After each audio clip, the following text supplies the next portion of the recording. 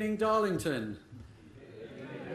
This is the 5th hustings in our nationwide tour, and for me it's good to be home in the northeast, where I was born and brought up in Sunderland.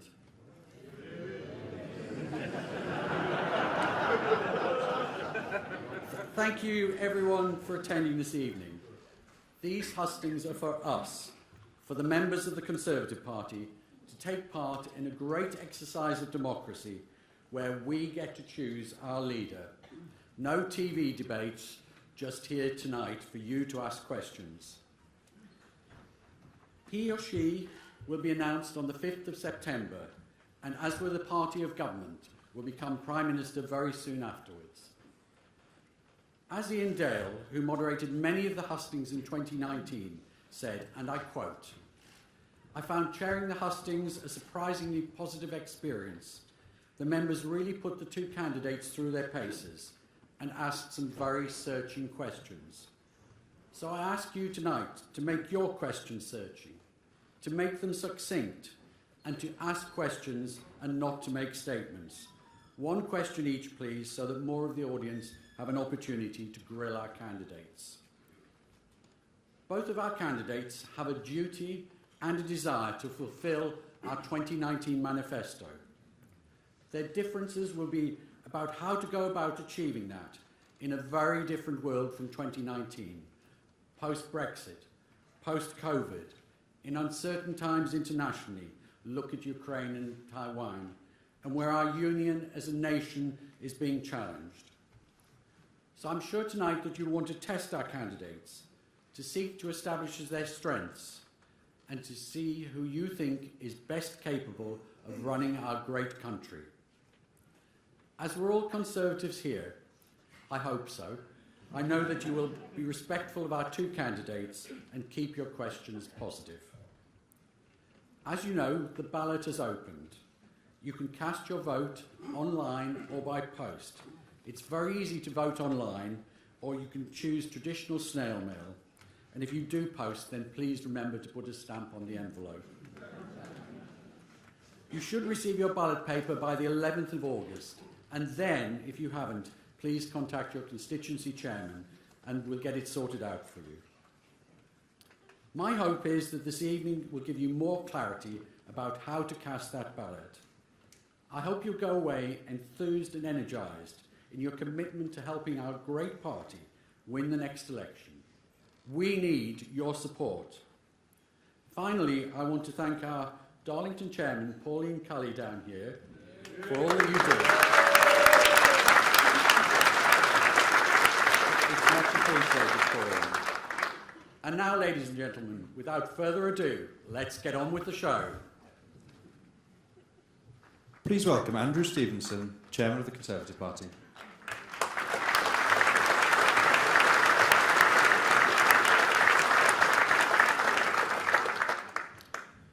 Good evening, and thank you for coming to our 5th nationwide hustings here in Darlington. I'm delighted to be joined by so many members of our party at another sold-out event where we're giving you, our members, the chance to put your questions directly to the two candidates. All these events are also available online, so welcome to those of you joining us virtually.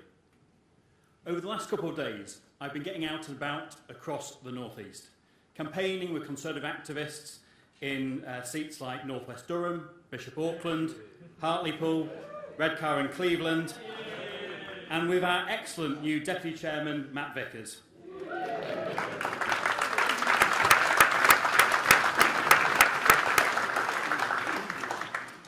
These seats, alongside several others in the region, are key to our victory at the next general election. So it's been great to campaign alongside so many of our dedicated party members.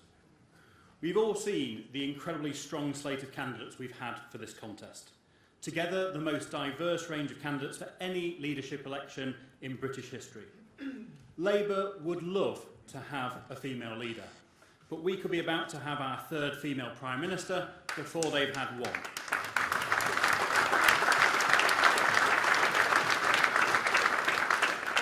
Or our first Prime Minister of Asian heritage, the 2nd Conservative Prime Minister from an ethnic minority background after Benjamin Disraeli.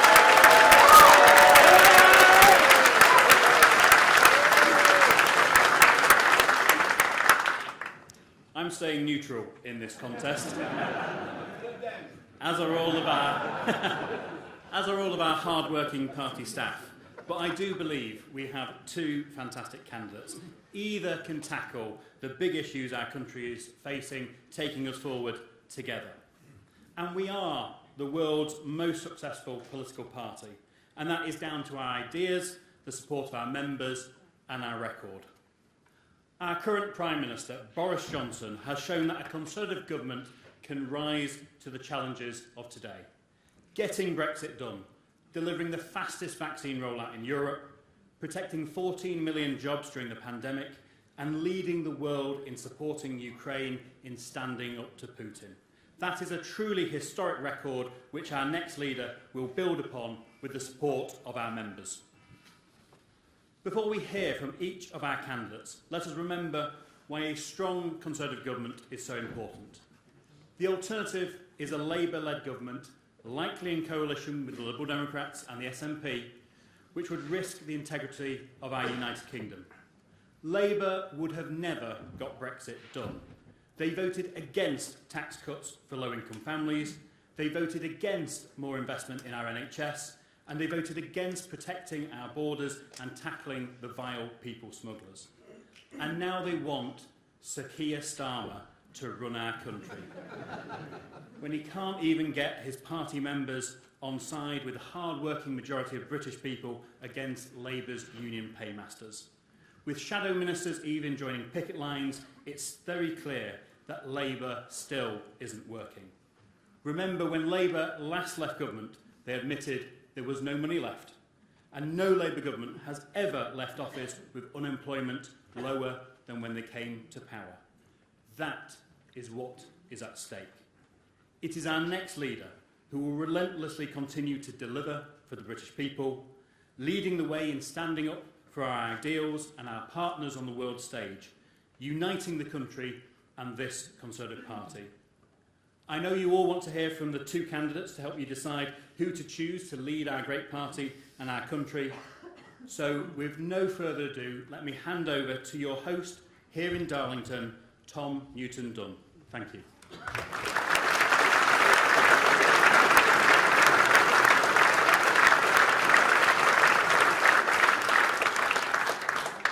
Good evening. This is like pantomime already, thank you very much. Oh no, they won't. Oh yes, they will. Briefly introduce myself, folks, and I'm not going to give you a long speech, I promise. You've already had two. My name is Tom Newton-Dunn. I've been a political journalist for most of my working life. 13 of those years I've been a political editor, so I've covered a few Tory leadership contests down the ages. You do them once every 3 years, so we'll be back in 2025. I'm booking my hotel already. It's you lot, not me. Oh no, it isn't, and we'll go off again. I don't need to tell you how important the Red Wall is. Seats like Darlington, that last had Conservative MP in 1992. One young Michael Fallon defeated by one young Alan Milburn. It doesn't make all of us feel very old thinking about that. It's a fact to say that obviously Darlington turned blue in 2019, as did 50, 55 or so others. If your party can't keep those Red Wall seats in 2024, where the next general election is, you won't hold on to power. I think that's a cast-iron fact of British politics now. You also don't need me to tell you this is not the leafy, prosperous South. There's some prosperous people up here. There are also some people in quite a bit of trouble. Two little statistics I just wanted to share with you. An opinion poll by More in Common last weekend found that across the UK, 33% say they're either struggling or not coping at all. In Red Wall areas across the Midlands and the North, like these, that number is 46%. The other statistic, utility bills alone are absorbing as much as 25% of households' pre-tax income in Red Wall areas. That, you also don't need me to tell you, is an awful lot. So, I hope tonight at this hustings we'll do a little bit differently than perhaps other hustings. We'll all ask, me and you, some very direct questions of the candidates, precisely how it is they're going to help those people in real trouble, not in September, not October, but right now. We'll get to all that, and the fun we'll have with questions a bit later on, though. First, let's hear from the first campaign, Rishi Sunak's. Angela Sterling.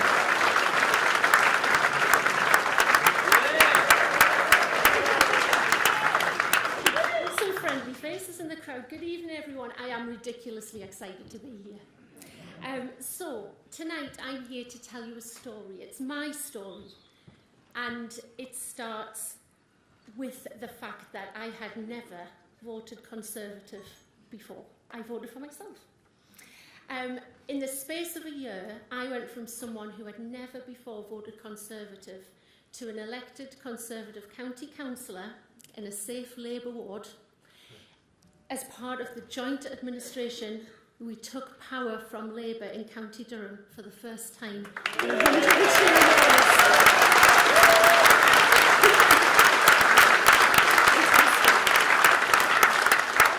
So my story started with COVID. At the beginning of the pandemic, I was a small business owner, absolutely terrified of what was presenting itself in front of me. So I reached out to my local MP, Richard Holden. Yay! And Richard invited me to join Zoom conversations with other small business owners and, crucially, cabinet ministers. From the back of these conversations, the government bounce back loan was created. Now, because of one single loan, my franchise business, Lingotot, was safeguarded, as were the 60 businesses of my franchisees and 130 jobs. And all of that was thanks to Rishi Sunak.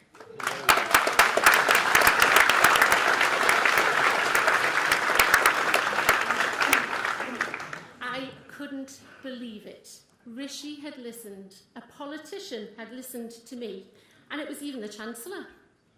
It was my very first positive political experience. Because as someone born and bred in the North East, I'm not hiding this accent, am I? As someone born and bred in the North East, we're just absolutely used to being ignored. We're sidelined again and again. And even when we had a Labour Prime Minister down the road in Sedgefield, what happened? Nothing. So, which politician has done more for the North East than anyone else? Rishi Sunak.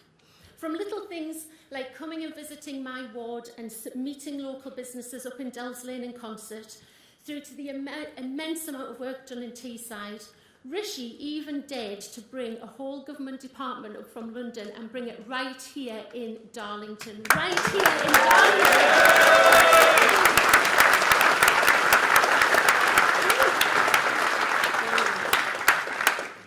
Are making me feel so good. In 2019, the North East voted Conservative like never before. And when I was knocking on doors, people were saying that for the first time ever they felt important and listened to, just like Rishi had made me feel. And he really inspired me to get involved in politics. We need to keep up that momentum. We need to keep that red wall smashed. Let's smash it a bit more. We need a safe pair of hands, and I know as our Prime Minister, Rishi will continue to listen and act in the best interests of everyone, not just in the North East, but all over the country.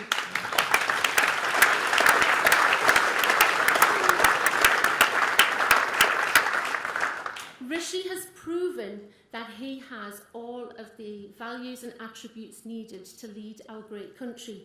He's honest, he has integrity, he stays calm under pressure. My goodness, did you see him in COVID?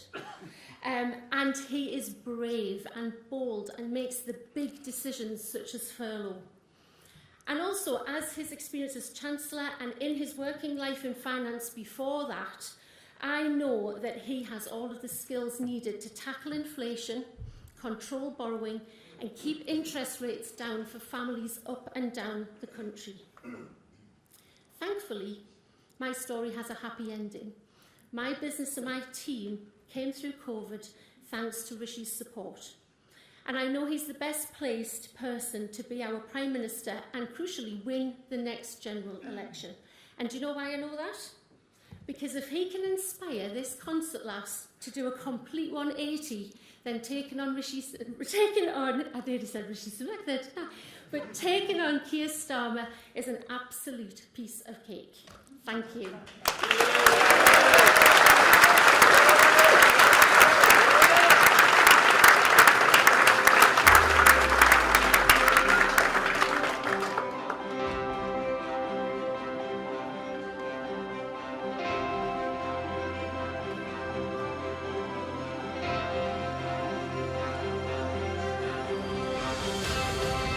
My values, traditional Conservative values, are clear. Hard work, patriotism, fairness, a love of family, pragmatism, but also an unshakable belief that we can build a better future. Rishi has been a fantastic friend to me and to Darlington. Who's committing to levelling up, not just in Teesside, but across the country as well, which is extremely important to me. Rishi, as Prime Minister, will know how to capitalise on the benefits of Brexit. Get it that our towns and villages need as much investment as our cities. Please welcome Rishi Sunak.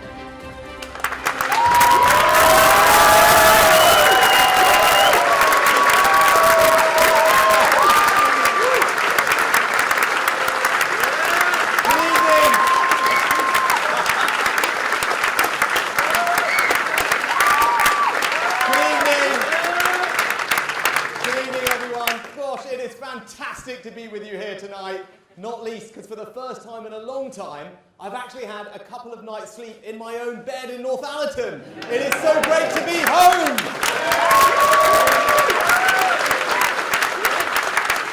So, funny enough, actually my parents are staying with us at the moment, and I realised I'd been campaigning a lot when last night I was talking to them.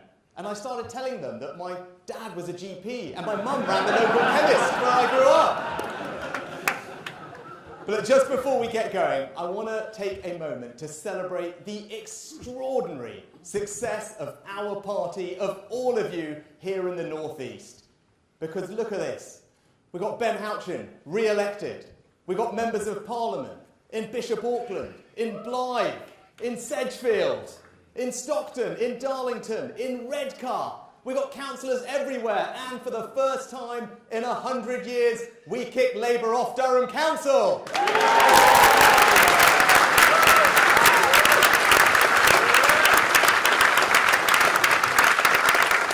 Now, I wouldn't be here tonight if it wasn't actually for one of those people that I just mentioned. He's a good friend, he's been a great supporter. His name is Matthew Vickers. He's the MP for Stockton South. Now, it gives me just this opportunity to say thank you to Matt for all the support he's given me. He was my first agent when I was first elected. Now, but you all know him as a fantastic campaigner because he's campaigned to put more Conservative councillors on Stockton Council. He's campaigned to get himself elected in Stockton South. But what you don't know is that his most important campaign is to get the Parmo on the menu in Parliament. I tell you this, Matt, if this works out for me, we won't just do Parmos in Parliament, we'll be serving them off the cabinet table in Downing Street. How about that? Wonderful as Matt is, the real reason that I'm standing in front of you today is because our country did something extraordinary for my family. It welcomed them here as immigrants 60 years ago and allowed them to build a better life. Now, I was brought up with a simple set of values. The first among those is that family means everything to me. Because we all know the bonds of family are far greater than anything any government could ever hope to replicate it, and we as Conservatives must never ever forget that. Now, in my family, we prioritised hard work as the way to forge ahead. And when I was working for my mum in her shop, I was out and about in the community, delivering medicines and seeing the power of her small business to provide jobs and opportunity in our local community. Now, for my parents, there was one thing above all that they thought could give their kids a better future, and that was simple. It was education. And that's why I passionately believe that the best way we reduce inequality, the best way that we spread opportunity, indeed, the best way that we transform people's lives is by ensuring that the birthright of every child is a world-class education.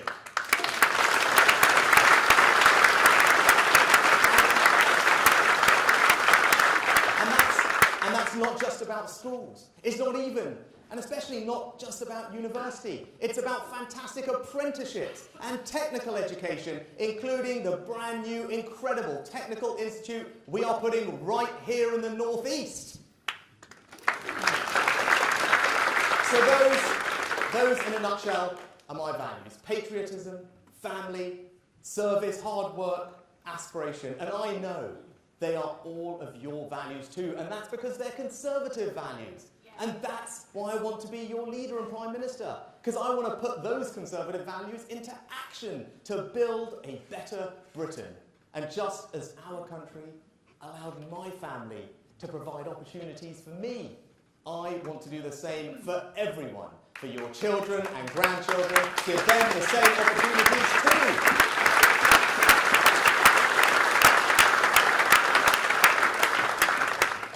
But how are we going to do that? Well, we need to do three things.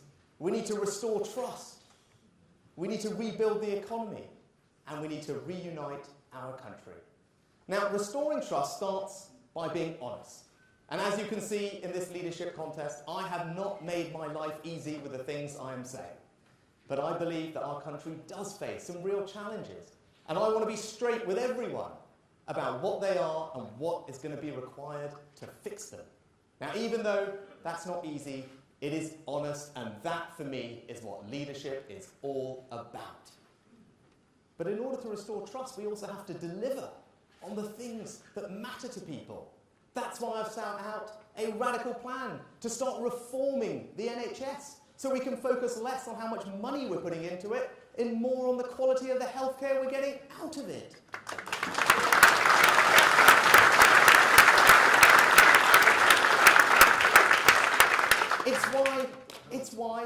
It's why I put the Treasury in Darlington, because I wanted to send a loud message to Whitehall that there is more to the north than Manchester.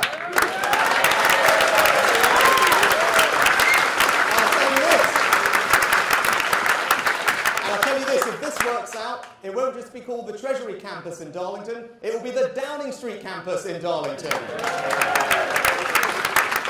But it's also why I want to stand up to this lefty woke culture that seems to want to cancel our histories, our values, and our women. And it's why I set out a bold and radical plan to finally get to grips with illegal migration. Because for too long, all of us have been watching on our TV screens scenes that are simply unacceptable of people coming here illegally. Now, with my plan, under my leadership, we will finally get a grip of that situation, stop the boats, restore trust, and take back control of our borders.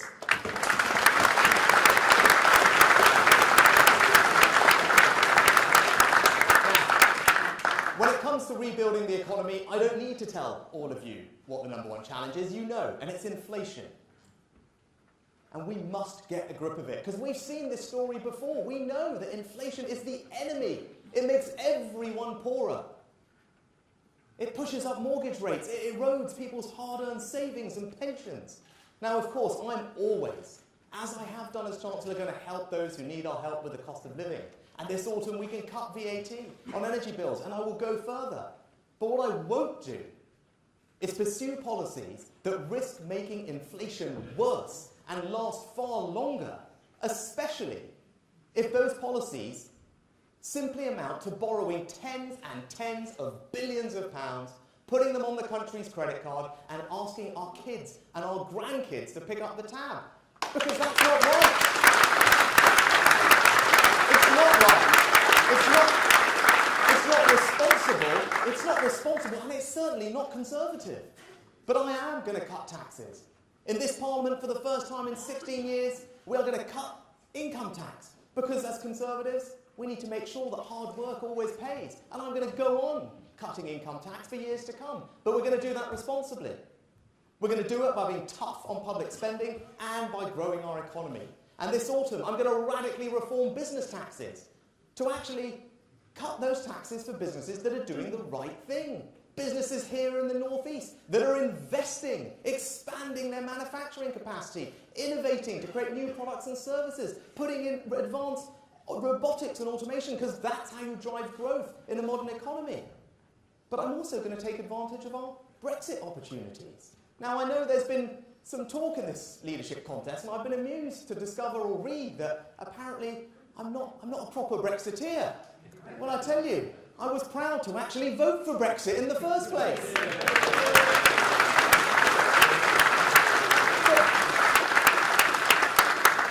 But more than that, I was then proud to figure out, well, what are we going to do with this? And as a backbencher, I came up with a new policy, a radical new policy that's going to attract jobs and investment to the United Kingdom.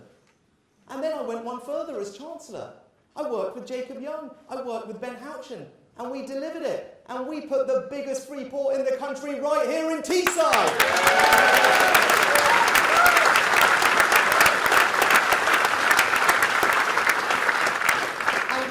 And when I did my budget last year, do you know how I concluded my budget? I talked about the future economy that I wanted to build in the United Kingdom. And I talked about Teesside. I talked about what we were doing here.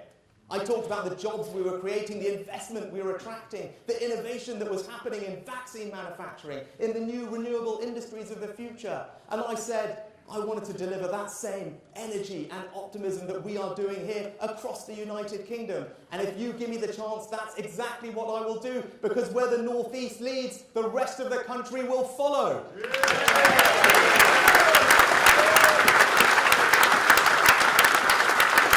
Because in just a couple of years' time, we need to reunite our country. We need to do something, friends, that has never, ever been done before. We have to make British political history by winning a 5th election in a row. Now, I know that working together, all of us, we can do it.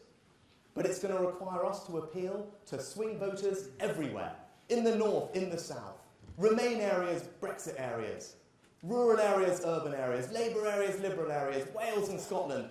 And I passionately believe, and all the evidence supports, that I am the candidate that gives our party the best opportunity of beating Labour and ensuring Keir Starmer never walks through the door of 10 Downing Street.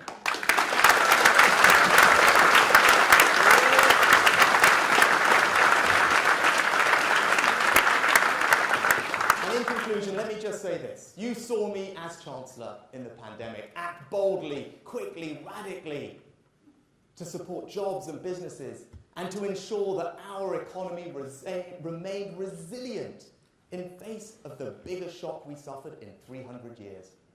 Well, I will bring that same sense of urgency and grit to every other challenge that government faces to build the better Britain that I talked about, where our kids can walk safely on the streets at night, where our schools and apprenticeships are the envy of the world and providing opportunity for our young people, where our NHS is reformed and efficient and there for us when we need, where our economy is like Teesside, creating jobs and prosperity in every part of the country.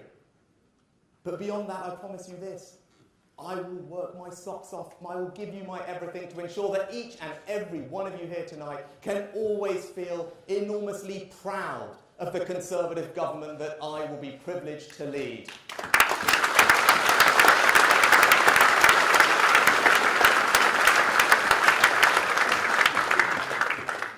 7 years ago, I stood in front of a group of people in Richmond in North Yorkshire and asked them to select me as their candidate. And they did me the greatest honour of my life in allowing me to be their Member of Parliament. And many of them are here tonight. And I am so grateful for the love, the kindness, the support they have given me that led me to this place.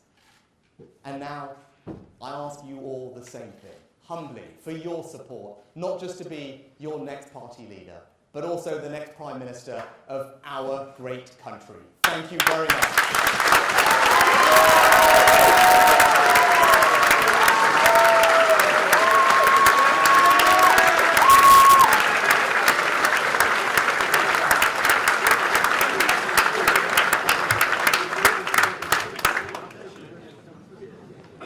Folks, a quick intermission. The Conservative Party can only afford one microphone these days. As you know, you're a bit hard up. So while that's been switched backstage, I want to talk to you very quickly. So this Tower Hustings has been broadcast by Talk TV tonight, currently on the programme I present, the News Desk, which is the hourly news programme you all know and watch avidly, I know.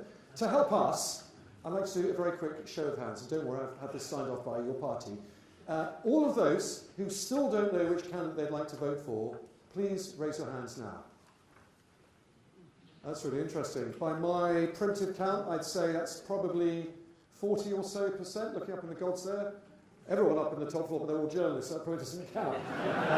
Wise people like me, we don't choose. That's really interesting, thank you. Around 40-50% still undecided. We hope tonight obviously helps.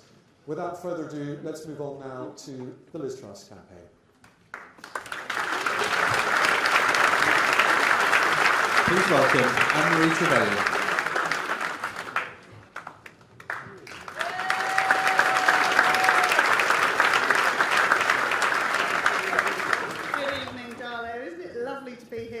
And thank you all for coming out to join this extraordinary event that the Conservative Party is doing to choose not only our next leader, but of course the next Prime Minister. I just want to correct something that Angela said. She said there was a happy ending to her story. I don't think there is. I think she's going to be standing as an MP before we know it. It wasn't a joy to hear that fantastic story from her about her political journey, and indeed that incredible result in County Durham, which I think tells the whole world that nothing is impossible for the Conservative Party. We bring our energy, our passion, and we know that voters understand what that means. So I'm really excited that we're here tonight. I think, honestly, as an MP who has sat around the Cabinet table, we have two incredible candidates, both capable and willing to serve the country in what will be an incredibly difficult time, as we've heard from Tom, some of the statistics, let alone the realities that we know are really hard that are coming ahead of us. And we are going to need a Prime Minister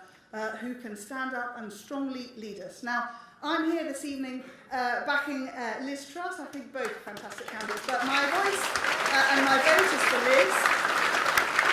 And I'm going to tell you why in as short a time as I can, because I'm getting shouted at by Tom Newton-Dunn, an experience that we as politicians get quite a lot from our journalist friends. There are three reasons. I call it Liz's ABC. She's incredibly ambitious for our country. She is bold in the way she takes decisions, and she is confident in her energies to give the country what it needs. Just to expand on that a little bit, I have watched her drive forwards policies. Let's take the Northern Ireland Protocol challenge. Incredibly difficult. She has been ambitious and determined in making sure that we hold our union together. The UK's most important job, the UK government must ensure our union is secure. And Liz has taken on that challenge and driven through the Northern Ireland Protocol Bill to make sure that our union will be secure. Incredibly brave and very, very impressive. She's also incredibly bold. Let's be fair, who wants to go and face Defence Minister Lavrov in Russia and come away in one piece? That is no mean feat. Not only because of the challenges of being Foreign Secretary and having to travel in this incredibly difficult war-torn time where Russia has invaded a sovereign democratic country, but because she has known and led the charge across the world to say we must be bold and we must stand up for democracy. We must stand alongside those who are willing to fight and watch their sons and daughters die to defend democracy. She has been incredibly bold. She has taken on detractors across the world and led the UK charge to do that. I am incredibly proud of her. I've sat and watched her day in, day out, battle that one across the world. And most importantly, she is incredibly confident for our country. As she puts it, she knows our best days are ahead of us, and she wants to make that happen by giving back the power in every Conservative way, stripping away those regulations, handing back more of our money for us to determine how to spend it. She is absolutely a Tory to her boots. Speaking as a Northern Tory, a very proud, most Northern Tory in England that I am incredibly proud to say I would be so proud to serve with Liz in a government led by her. I think we have a really exciting time ahead. You have the most important job, and I'm sure all your friends and neighbours say, how come you get to choose the next Prime Minister? Because that's how the Conservative Party constitution works. You have an incredible responsibility, and whichever one of our two candidates selected, we will have a great leader. But for my money, it's Liz's ABC, ambitious, bold and confident. I look forward to hearing your votes on the 5th of September. Thanks, guys.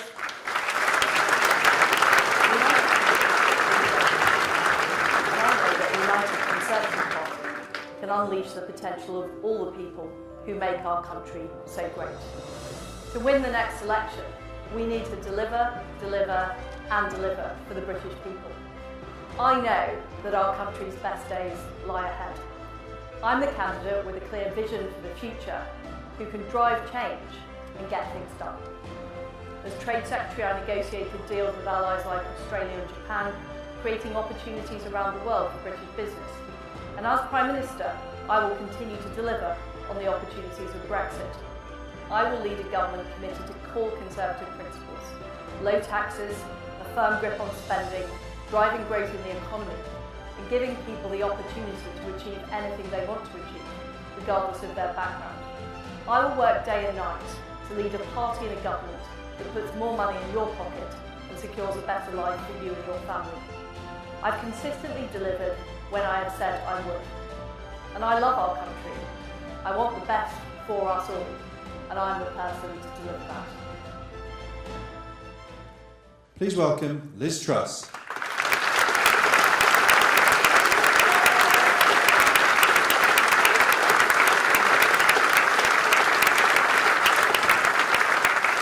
Hi everybody, it's fantastic to be here tonight in Darlington. I remember back in 2017 when Ben Houchen and Simon Clarke got elected. And I could see that we made a crack in the red wall. But 2019 was a massive demolition job. We got Bishop Auckland. We won here in Darlington. We took Darlington back.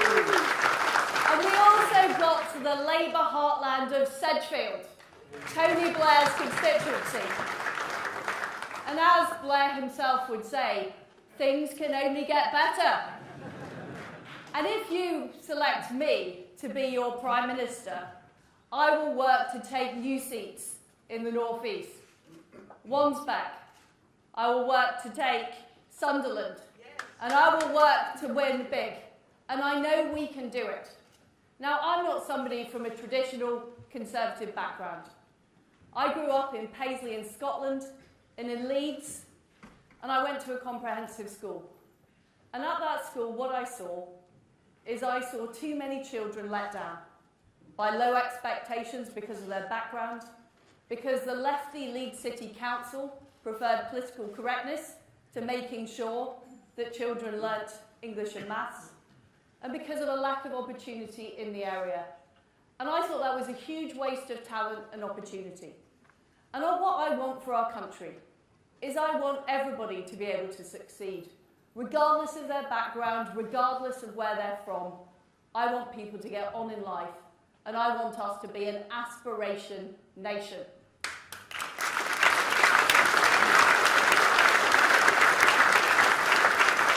I think that we know that we face difficult economic times. We've got the aftermath of the COVID pandemic. We've got the appalling war being perpetrated by Vladimir Putin in Ukraine. And I'm afraid to say that over the last 2 decades in the UK, we've seen relatively low growth. So now is not the time for business as usual. We need to do things differently. And that's what I would do. I would have a bold plan for growth. First of all, we need to get those EU laws off the statute books by the end of 2023. Whether that's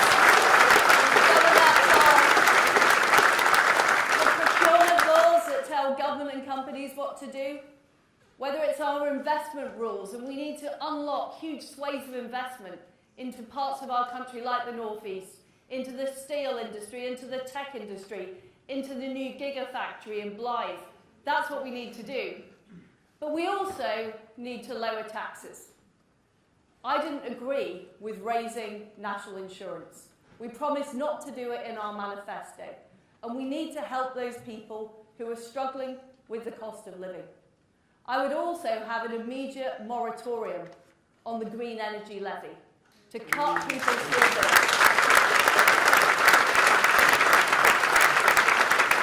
And I can promise you I would do that as Prime Minister from day one.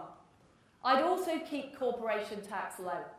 Because if we raise corporation tax to the same level it is in France and 10 points higher than Ireland, we're not going to attract the growth, we're not going to attract the investment, and I'm afraid to say our country is more likely to go into a recession. We need to get the economy growing. And I believe as Conservatives, we need to be on the side of small businesses. We need to be on the side of the self-employed. We need to be on the side of people who work hard and do the right thing. And we need to enable people to keep more of their own money. Those are Conservative principles.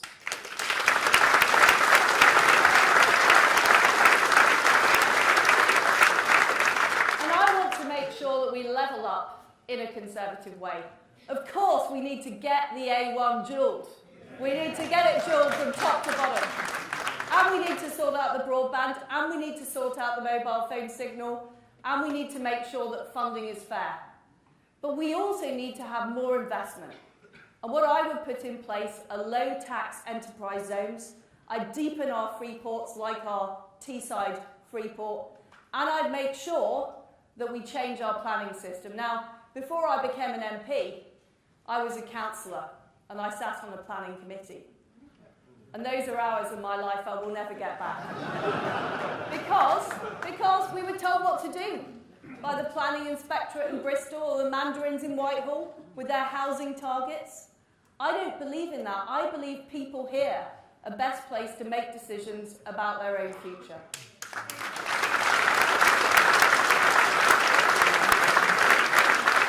And I will back our farmers.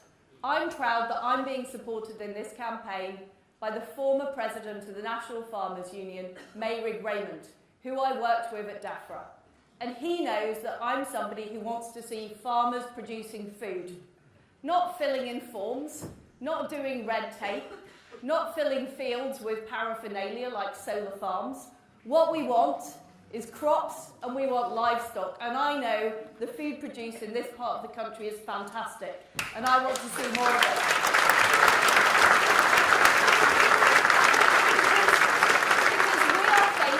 We are facing a massive issue with food security and energy security because of the war in Ukraine. And I've been tough in standing up to Russia and standing up to Putin. We were the first European country to send weapons to Ukraine, and I put on the toughest package of sanctions on Russia of any country in the world. But we cannot be complacent. Our security is more under threat than it was. We have an increasingly assertive China too. And what I would do is raise our defence spending to 3% of GDP by the end of the decade.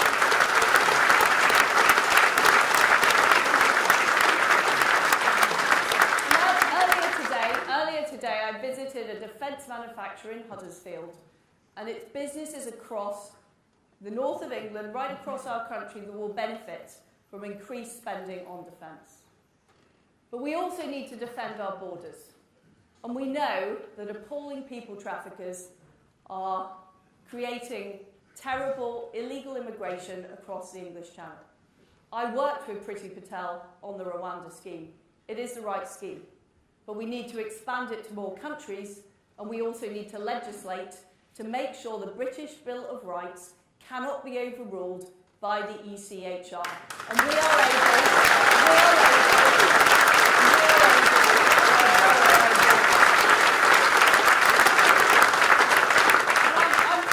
I'm proud that we've stood up for freedom and democracy, and we've led the free world in backing Ukraine. And in fact, there is a street in Kyiv now named after Boris Johnson. That is fantastic. And he has shown his leadership. But as well as freedom and democracy overseas, we also need it here in Britain. And I'm a straight-talking Yorkshire woman. I know that a woman is a woman. Now, I can see people in Darlington understand that. But believe me, there are some people in Whitehall that don't.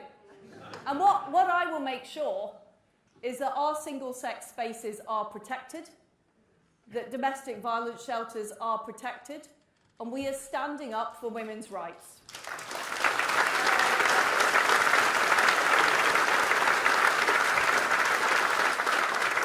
And as Foreign Secretary, I travel around the world.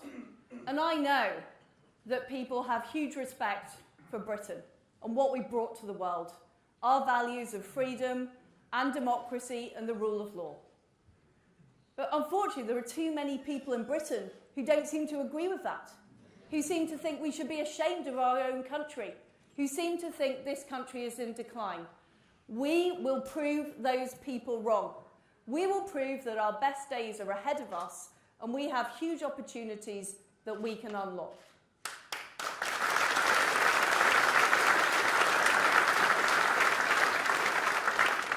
And as Prime Minister, I'm somebody who will deliver. Now, I delivered at the Department of Trade. I delivered dozens of trade deals.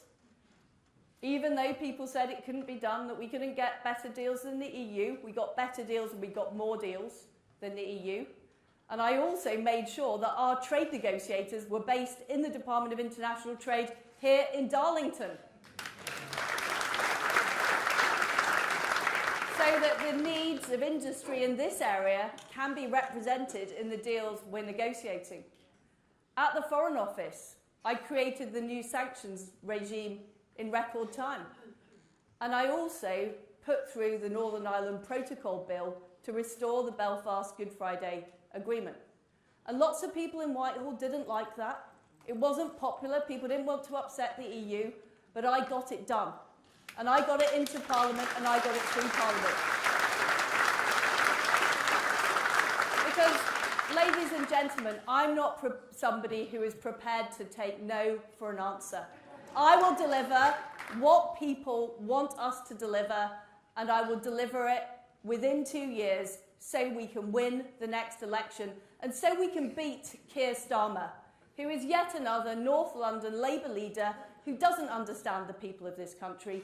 He doesn't understand aspiration. He doesn't understand why people voted Conservative here in Darlington or across the North East. And we will deliver. We will deliver jobs, we'll deliver growth, and we'll deliver opportunities. And we will help people with the cost of living crisis. And we will help people earn more and succeed. And we will give people more of their own money so they can invest in their own future. And we will most of all be proud to be Conservatives, because that's why people voted for us, not because they wanted the Labour Party, but they wanted a strong Conservative government that delivers for every part of this country, and particularly here in the northeast of England. Thank you very much. Thank you.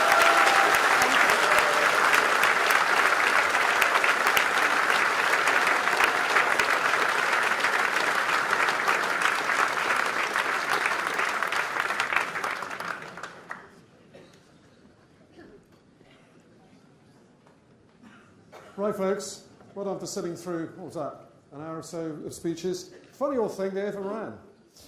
Who'd have thought politicians can speak? Here's the fun part. We all get to ask some questions. So this is how it's going to work. I go first, and then it's your turn. Now, a couple of things. If you've got a question, have a look out now for people in white hoodies. They are around, they have microphones, and they'll come to you, but make sure you can see them, and they'll come and find you. And the other rule, if your question's already been asked, please don't ask it again. You laugh, but you'd be surprised. And also, just keep it to one question, and we'd be very grateful. So, without any further ado, please welcome back onto the stage Rishi Sunak.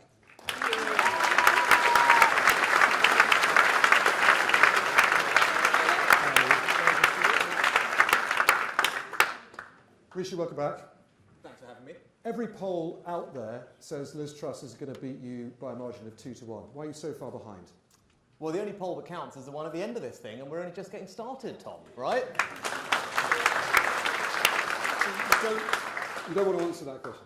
No, I'm out and about all day, every day. I'm giving it absolutely everything I've got, and I'm fighting for the things that I passionately believe in that are right for this country, and I'm just going to keep doing that with everything I've got until the last day of this campaign, and I hope I get to see lots of you over the next few weeks.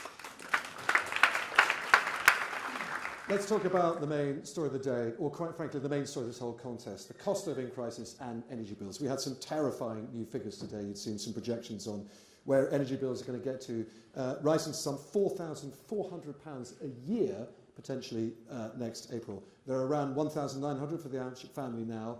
That's a monumental rise. Now, you've announced today you're going to use the same framework, in your words, that you used in May as Chancellor, direct support, grants, payments, whatever you want to call them, for families. In May, you spent £15.3 billion helping people pay their bills. Are you prepared to say to spend the same figure again? Well, look, I don't think that will be necessary, because what we're talking about now, Tom, is the extra increase on top of what we thought. And we already thought bills were going to go up to £3,000 when we announced that support. And it's really, really serious. And I think everyone should be under absolutely no illusion about how difficult it's going to be for millions of families this winter. And our responsibility as a compassionate Conservative government is to make sure that we support those who most need our help through that. And that's what I did as Chancellor for 2 years, and that's what I'm going to do as Prime Minister. And I want to go further than I did previously, because the situation is worse. It's right that we target that on the people who most need our help. And today, I announced what I did because I wanted to give those people peace of mind. And the only way to help them is with direct support. Because tax cuts alone are not much good if you're a pensioner who's not earning any extra money. They're not much good if you're working hard on the national living wage, because Liz's tax cut is worth about £1 a week for that person. It's worth £0 for a pensioner. That's not right.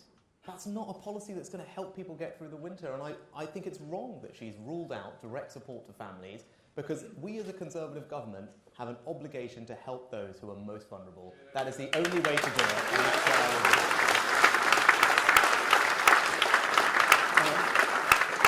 do. Believe me, I'll have a few questions for Liz as well on this one. But I just want to clarify, in May you spent £400 per household, free money, rich or poor, to help them pay those bills no matter what their income is. That's the sort of thing you'll do again? No, because I think what we need to do is target our support for the most vulnerable. So what I announced...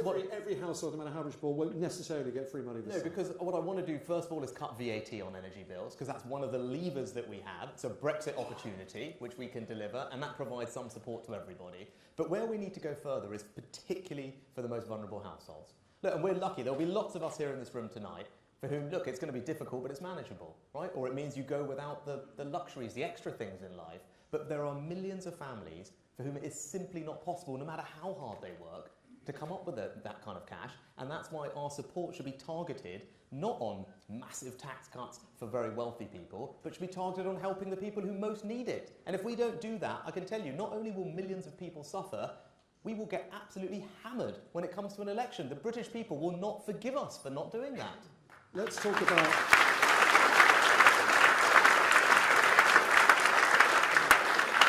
Let's talk about how you're going to pay for this. I mean, I think we agree we're in the billions here, don't we? Now, you've come up with efficiency savings. Now, that to journalists like me means, quite frankly, you've got no idea how you can pay. Efficiency savings, you can save 5 million, 10 million. You're not going to get to billions by efficiency savings. What you end up having to do is borrow a lot more, which is precisely what you just accused Liz Truss of doing. Well, so no, you're respectfully totally wrong, actually. So what did I just do in one of my last things as Chancellor? Because we had to find some extra money to send to Ukraine, right? Because we wanted to keep supporting them with their war effort. And I didn't just find 5 million or 10 million from a roundabout government. I found £1 billion by efficiencies across government, and we sent that £1 billion to Ukraine to provide support for them. So when you say, well, you can't find efficiency savings, you can only find 5 or 10, I literally just found £1 billion, and I did that a couple of months ago. So yes, I can find efficiency savings, and that's how we should pay for this in the first instance. Which I suppose begs the question, why didn't you find more efficiency savings then? But let's not get into a trap on that. Well, because what we needed to send them was about £1 billion, and I found £1 billion. Because look, it's really important that we continue supporting Ukraine in their efforts against Russia. I think it's something that we're probably all very proud of in this room, right?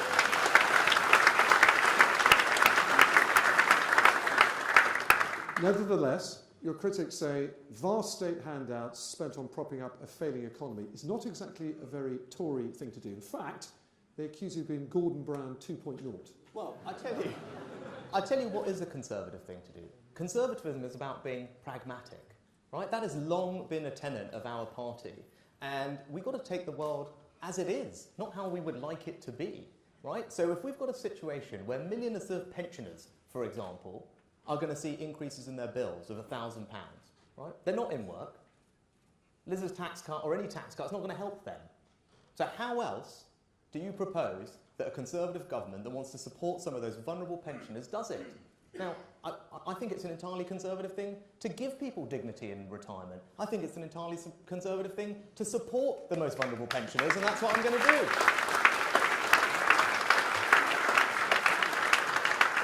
Now, the Director General of the CBI, Tony Danker, a man who you will know, has joined, I have to say, very loud calls across government, across party lines today to ask you, Liz Truss, and Boris Johnson to get together in a room and decide exactly what this sort of targeted help should be for people, not on the 6th of September, right now, because you just simply don't have 4 weeks to spare. Are you prepared to do that?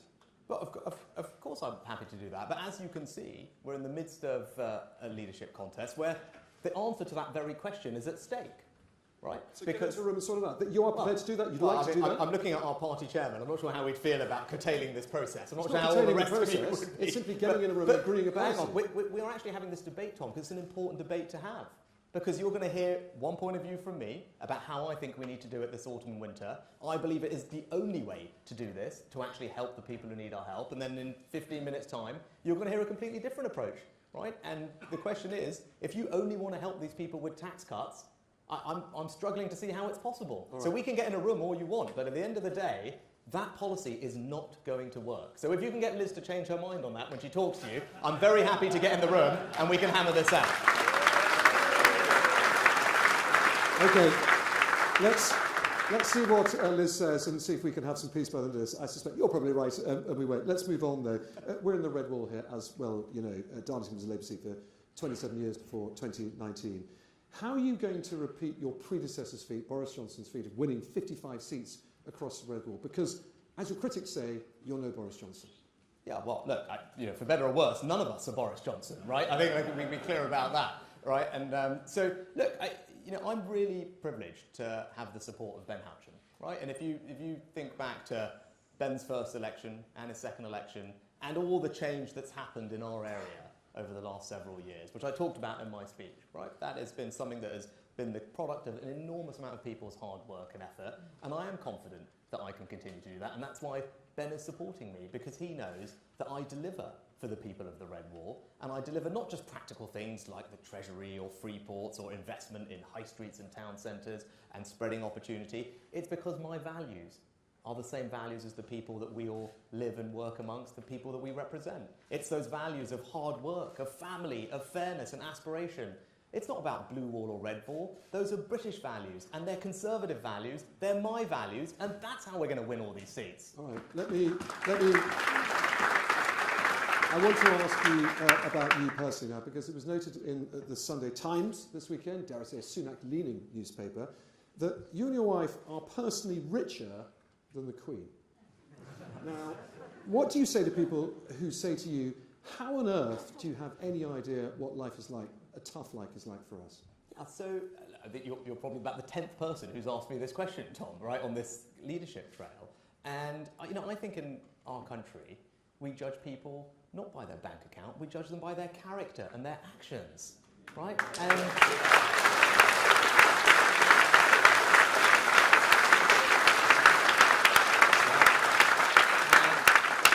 And yes, I'm really fortunate to be in the situation I'm in now, but I wasn't born like this, right?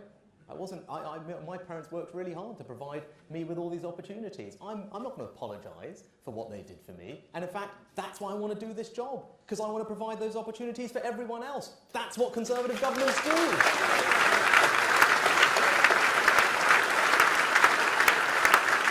Okay. I want to get into a little bit of quick fire just to get some sort of pretty straightforward answers now, because we're coming to the end of my turn. Soon it's the audience's turn. State spending is pretty popular in parts of the north, perhaps more popular than parts of the south. I wanted to ask you, public services are going to be hit really hard by inflation. 13% hits the NHS and schools just as much as it does individuals. So are you prepared to keep NHS spending, real terms, where it is now? The NHS spending is fine where it is, and what we need out of the NHS is more reform, more efficiency. That's what I'm going to deliver. The important question here is you're going to have to spend 13% more on the NHS to keep it the same budget real terms now. I think you just said you're prepared to do that. No, I'm not prepared to do that. Number is also not right. But in any case, I did something very difficult as Chancellor. Well, this is the quick fire. Well, this is a really important question, because it's the most important public service, right? And it's the thing that everyone does rely on, and it's not working as well as it should right now. Right? Now, I did something difficult, which was getting some more funding into both the NHS and social care, which for too long has been the poor cousin of the NHS. We need to fix that. But we're Conservatives in this room. It's not just about putting the money in. I did do that because it was the right thing to do. Whether it was popular or not is a separate thing. But Now we've got to move on to reforming and getting the efficiency out of it. Now, I've got a bold plan to do that. I'm sure we'll talk about it in the Q&A, but it means being radical. It means being tough on the things that we were too scared to confront, like missed appointments, which I want to clamp down on. But that's what we're going to do to get better performance out of the NHS. That's what Conservative governments deliver, and that's what we need to do if we're going to get people's taxes down. Okay. And that's what we want to do, right? Okay, now the real quickfire starts. This should be a bit easier for you. Should the parliamentary inquiry into whether Boris Johnson misled Parliament continue? Yeah, I mean, absolutely. The MPs who are on that panel will make the right decisions for all that, and I fully support them. You're an MP. Do you want but to continue? I mean, the privileged committee should make all those right decisions. That's why we have a parliamentary. It's not a government decision, and there's an important distinction, right? Because Parliament is its own entity. There are independent MPs who are on there who will make all the right decisions. But look, as a general question, I think trust and integrity and decency in politics is really important. And as Prime Minister, that's what I want to bring back to governing. Just on Boris Johnson. This is really straightforward. Is Boris Johnson's downfall his own fault or someone else's? His own. Okay. There's quick fire. It's an answer. Powerhouse well. We're going to rattle through these, folks, so you get lots of time as well. Powerhouse, Northern Powerhouse Rail, which is the high-speed link between Liverpool, Manchester and Leeds. The government recently said it's going to not do it. Would you reinstate it and do it? No, that's not right. The government actually said it was going to spend £96 billion over the next several years. But not on a high-speed link from east to west? Yes, actually, improved connectivity across east to west. Believe me, I know. I travel from North Darlington to Manchester, and it is a nightmare, right? And it's far easier to get to London, and we will fix it, right? We're going to fix it, and we're going to get that journey time down to half an hour between Leeds and Manchester. We're going to connect up all the towns and cities of the north. I was proud to do that as Chancellor, and as a Conservative government, for the first time, people are recognising, gosh, these guys are investing in the north, they get it. And as Prime Minister, I'm going to carry on doing exactly that. You won't change the current government plan, will you, though? No. Okay. If you lose this contest and you're invited to serve in a Liz Truss cabinet, will you? Yes. In any job? Yes. Okay, that's great. That really was a quick fire. Thank you.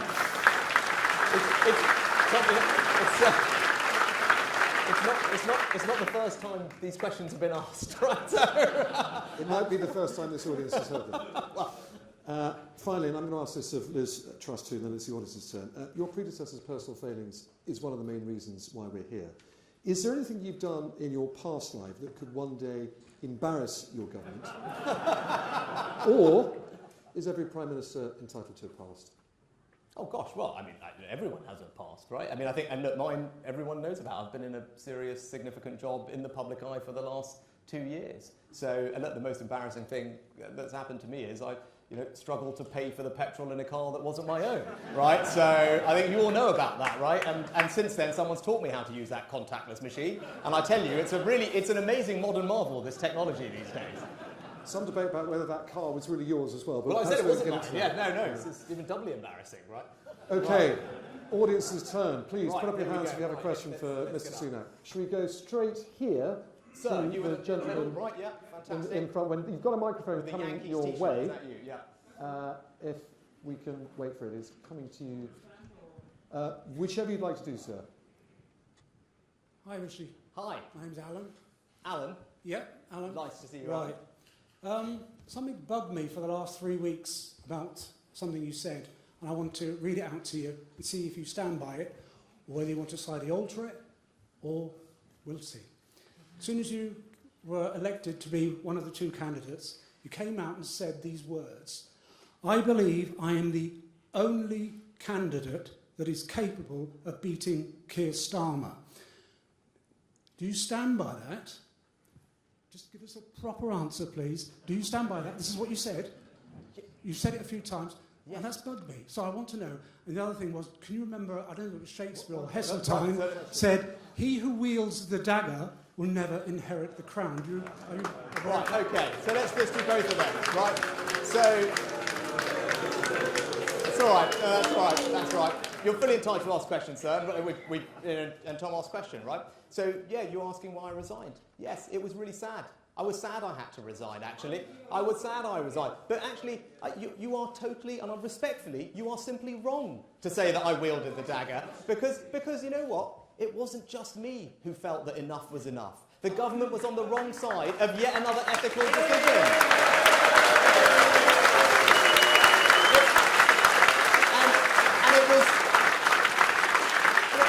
It was 60 other members of Parliament also thought that enough was enough because we wanted to change things, and that's why we're here. And yes, the simple answer to that question is yes, I am the person who can beat Keir Starmer. That's why I'm standing here today.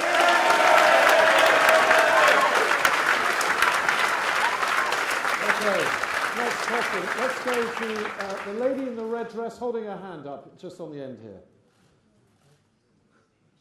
Oh, actually, the lady in front. But why don't you go now? Go on, that was brilliant work. My name is Michelle, and I would like to ask you about the A1. A lot of people ask us about getting a dual carriageway, and I know that Liz had mentioned that. What would be your plans around that, making the road network better for the North East? Yes. So look, I know it's something that's really important. It's something we put in our manifesto, and it's something as Chancellor I, in theory, signed off on the funding for. But I know recently there's been some issue, and the Transport Secretary is having another look at those plans. I'm not sure what the issue is, but as Prime Minister, I can certainly commit to you that I will go and figure out quickly what the situation is, because I would like to see the A1 dualled. I travel on it a lot. I travel on the A19. Not only do we need to do that, we need to figure out the Tees crossing as well. And those are the types of investments that will make a real difference to connectivity in the north. And you have my absolute assurance, as a matter of urgency, I will go and find out why that thing has been slowed down and get it back on track.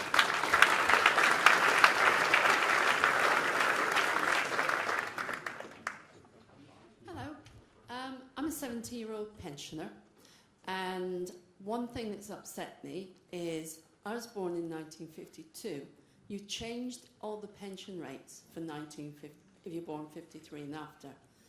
I actually I've paid all my stamps, and I receive less money every month than someone who was born from 53 onwards. I don't think that's right.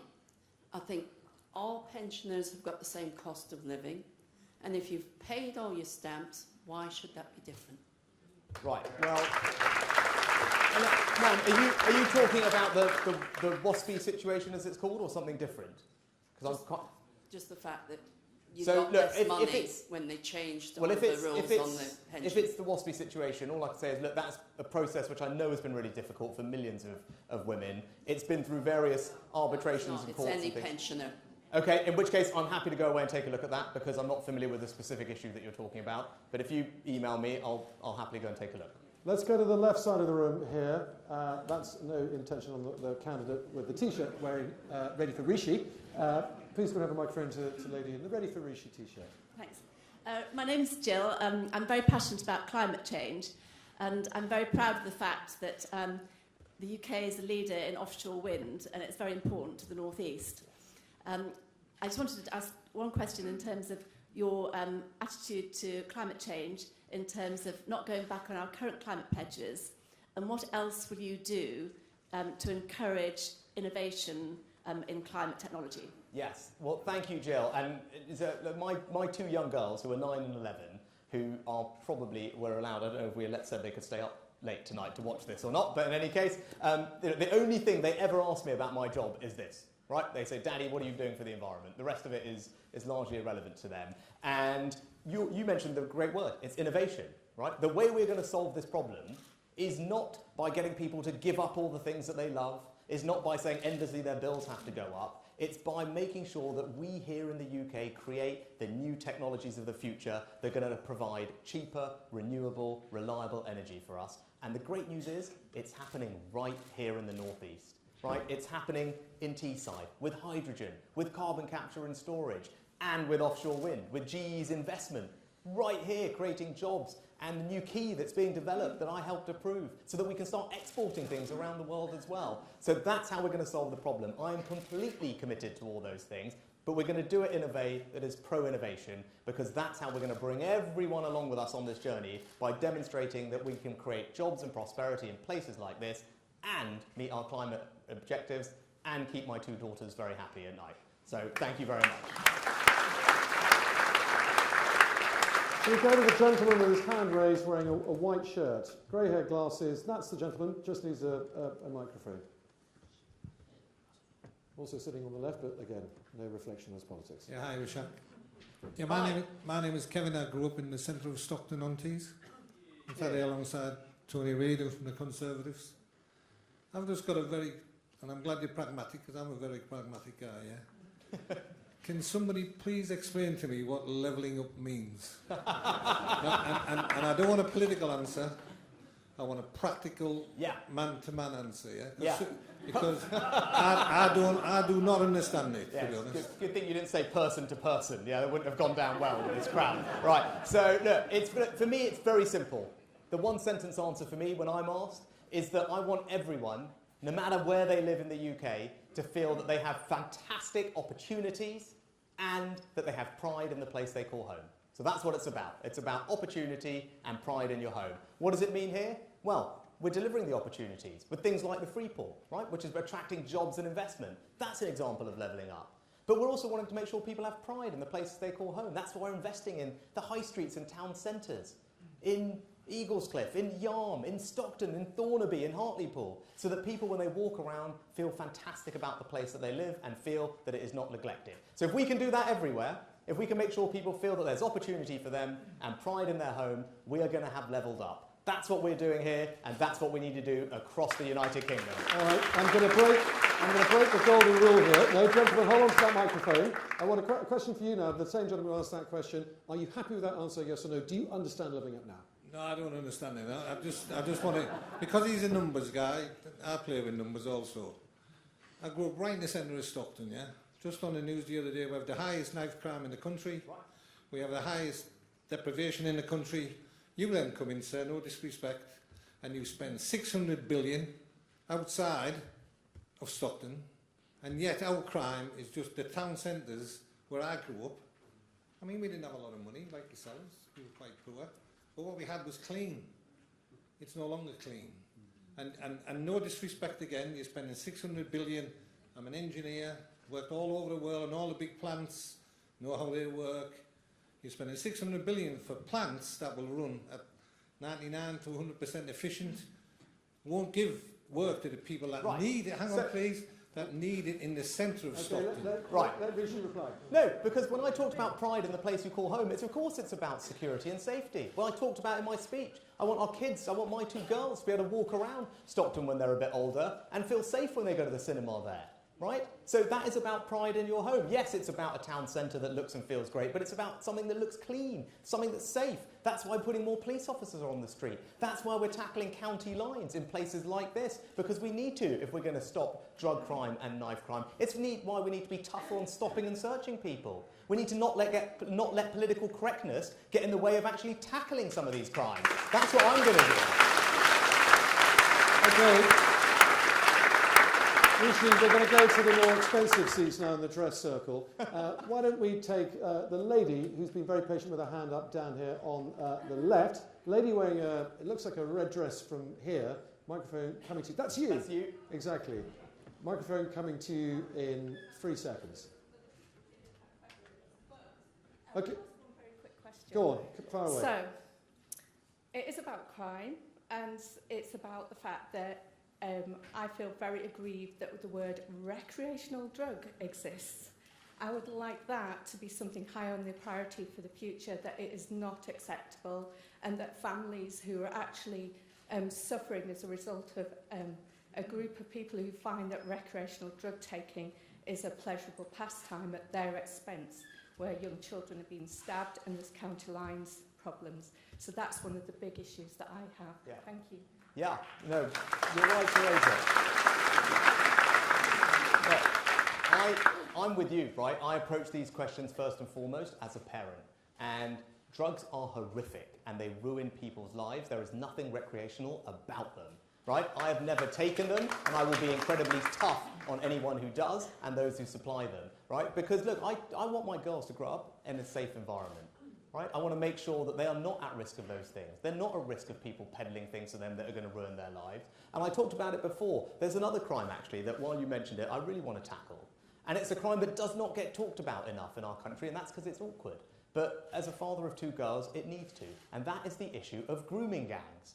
Because for too long, we have not addressed that.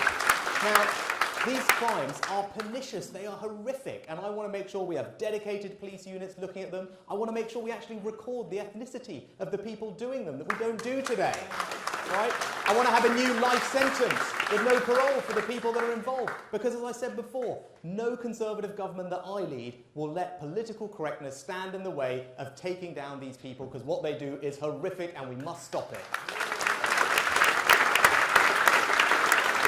Let's go to the gentleman with his hand up now, in the middle there, waving his arm now. Red T-shirt or not? No. Sorry, on the left-hand side in the white shirt. Put up your hand, that's him, that's the one. You. Yeah, good evening. My name's John T.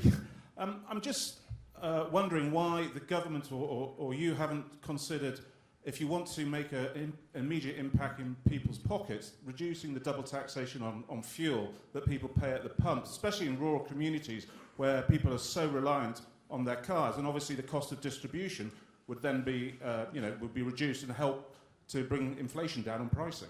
Yeah, look, sir, you're right, and particularly, look, I represent, as my North Yorkshire friends who are all here tonight, I represent one of the most rural parts of the country, so I know how difficult it is with fuel bills where they are, and that's why, as Chancellor, I did cut fuel duty by the biggest amount that it's ever been cut. But you know what? It's not as if any of you are feeling that at the pumps, are you? Right? Because the way that market works, the way oil prices are, that dwarfs what is going on now with what's going on in the taxes. So the better way to provide help to the people we need to, as I was talking about earlier, is getting direct support to those who are most vulnerable, and then that can then help them with all the bills that they face, and that's what we're going to do, right? So not only are we going to cut VAT on energy bills, because that does go directly, and we're in control of that and help those people, but we're also going to get support to those who need it. And look, if cutting fuel duty makes sense in the future, of course I'd look at it. I just did it, right? I just did it a few months ago. But the problem is, as you all know, is it working? It's not obvious that it is making an enormous difference, and that's why we've got to focus on the things that work, not the things that just sound good, right? Because ultimately I want to help people, and I'm going to figure out the best way to do that. And those in rural areas, as you say, always need to make sure that we look after them, because their heating situation is completely different. And that's why all the interventions I did as Chancellor acknowledge the fact that lots of people are off the gas grid, right? And I wanted to make sure that support still came to them, because I get that at home every week, and I know that. And when it comes to increasing the energy efficiency of people's homes, I want to focus on those in rural areas, because their homes are the ones that are least well insulated. And the government can help do that. And that's going to save people £300, £400, £500 a year. If we step in and do that, that's a type of policy that won't just help this winter, it will help every winter for years to come. And that's what I'm going to try and do as Prime Minister. OK, we've got time for one more question. I think it's going to go to the lucky man in the red T-shirt that Mr Sunak liked so much a minute back. If you can pass the microphone to the man with his arm up now. Sir. Hello, I'm Jamie. As a small business owner, one thing that cripples a lot of businesses is business rates. What would you do to help support small independent businesses? Yeah. So you're right, and particularly, I don't know about your business, but particularly those businesses in the hospitality and the retail sector. Right, those on our high streets and our town centres, that is the #1 tax that they talked to me about when I was Chancellor. That's why in the pandemic, I did an enormous amount to help support that industry, because I know how important it is to our communities, the jobs that it provides. It's why this year, I cut business rates for those businesses by 50% as Chancellor. That's the biggest tax cut on business rates outside of coronavirus we've ever seen in this country, because I know that it's the #1 thing that makes a difference. This autumn in the budget, we will do the same, right? And that's what I've said, because the tax cut we've put in place is just for this year, and in the autumn, we will need to set in place the business rates for the next few years, and the top of my mind is always going to be supporting our high streets and town centres, because they are the beating hearts of all our communities, all our market towns, all our villages, everything. They need our support. It's a Conservative thing to do to make sure our communities are strong. The best way to help them is through business rates. That's what I did as Chancellor, and that's what I'll do as Prime Minister. And that is it. Rishi Sunak, thank you very much. Thank you, Tom Smith. Thank you, Tory. Rishi Sunak.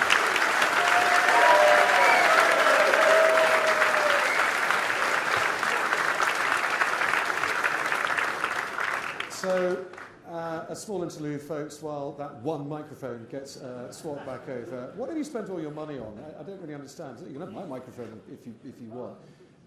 Interesting, I won't repeat that. There's a lot of Rishi T-shirts, a lot of Rishi placards. Just out of my own interest, where's all there's a Truss T-shirt. There's some Truss people. They're there. They're everywhere. They're popping up. Good. In which case, with no further ado, here is Liz Truss.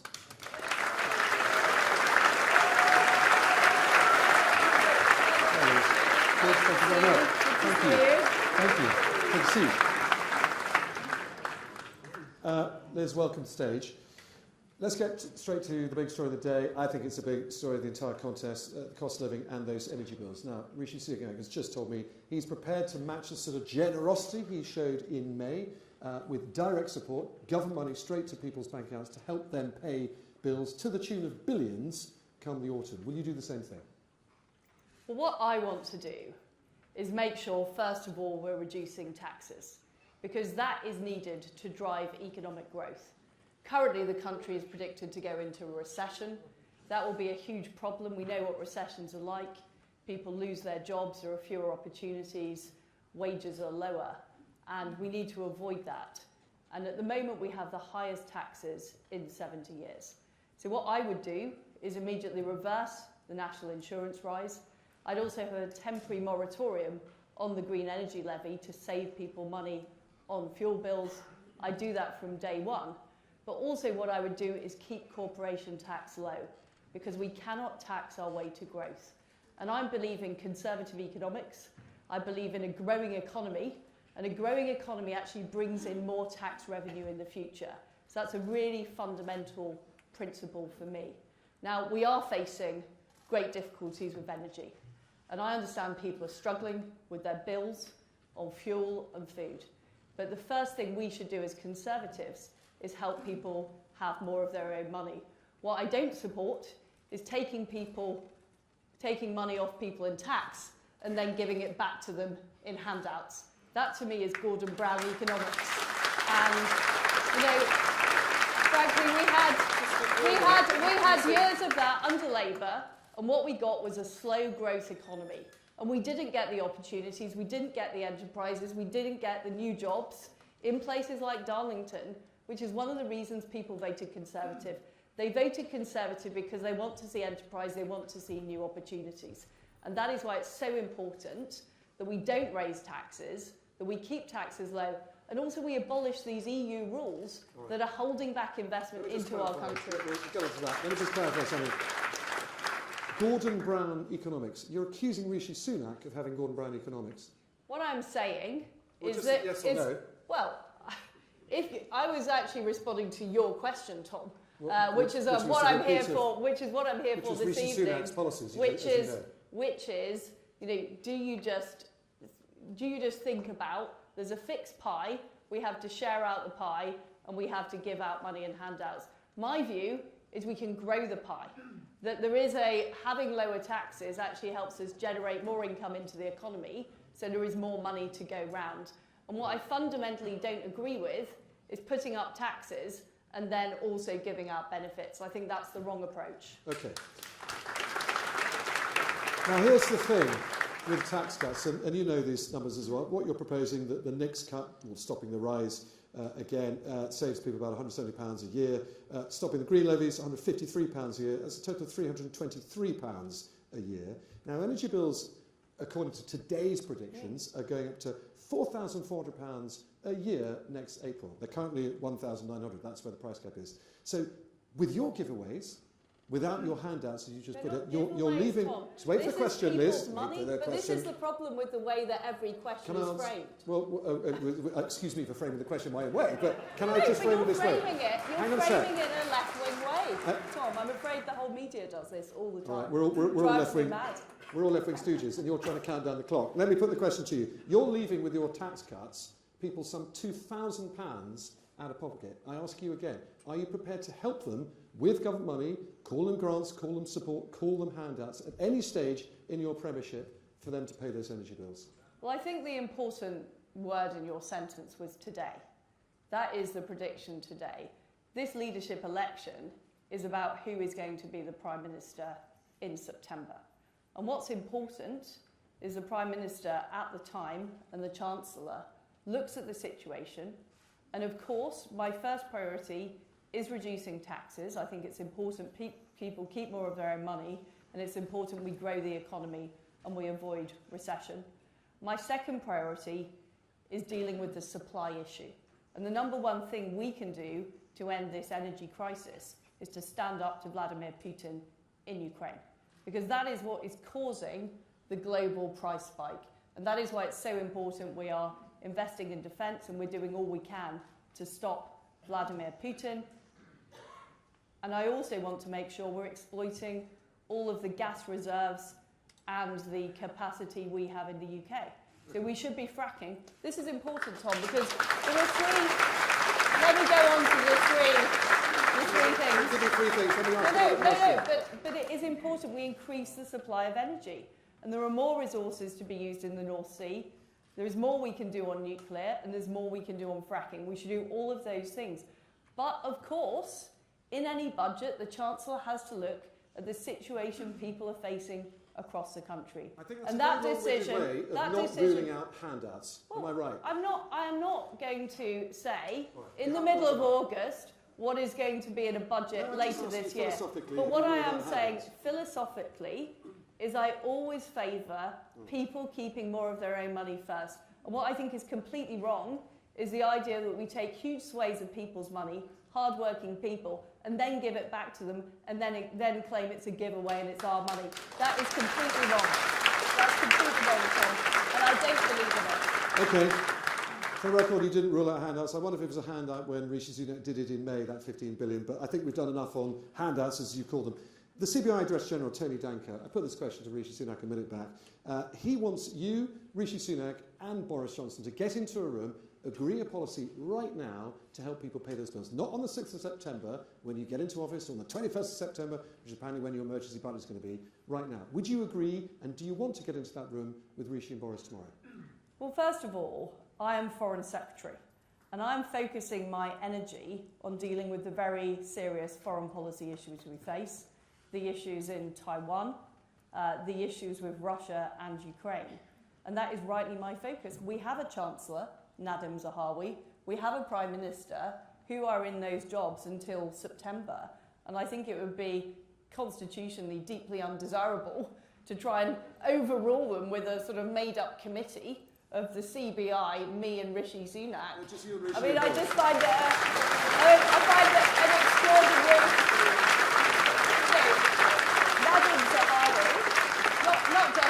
Not just because he's a supporter of my campaign, and he is a fantastic chap.